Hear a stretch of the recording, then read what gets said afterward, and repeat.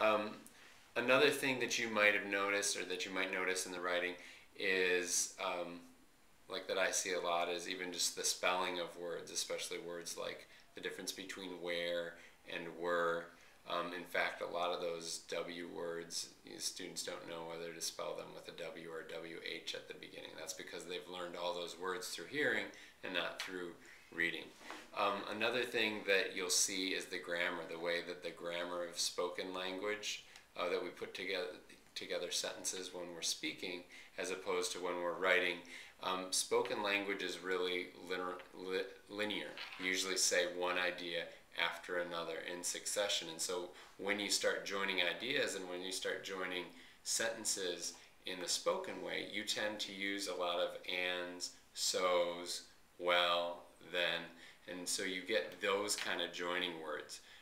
And that's fine, and we tend not to notice that in conversation, and that's what we expect in conversation. In writing, though, especially academic writing, we tend to have much more layered sentences, and so we use a lot of subordination.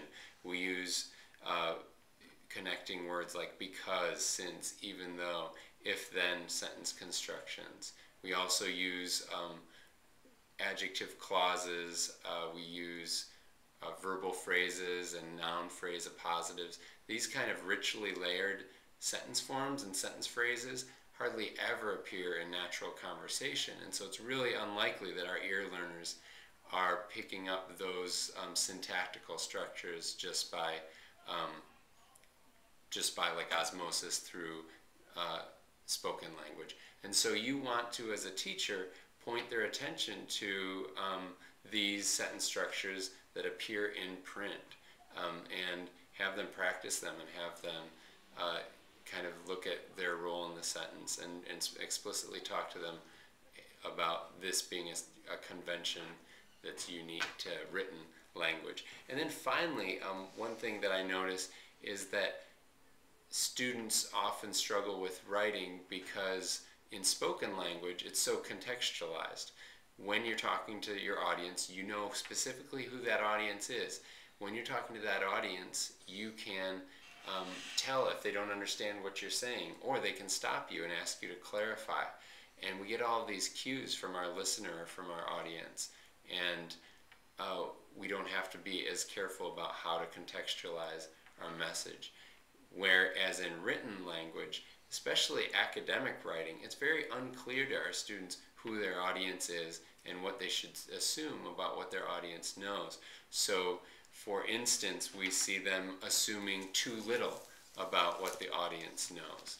And so we might get an opening sentence that says, in the history of the world there have been many times where there have been stories about love. We get these broad generalizations that, you know, obviously the reader or the audience knows what they're saying. And another thing that we tend to see is the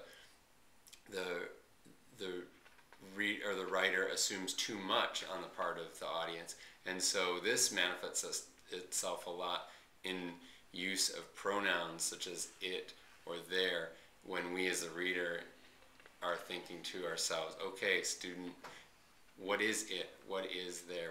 What's the referent to the pronouns that you're using? And so even just stopping and talking to the students about why, that rhetorical need of when you are writing, how your audience needs a lot more help, a lot more contextualization, a lot more detail than usually you have to give your audience when you're speaking to them.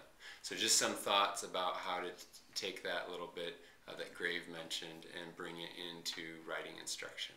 Okay, have a great week.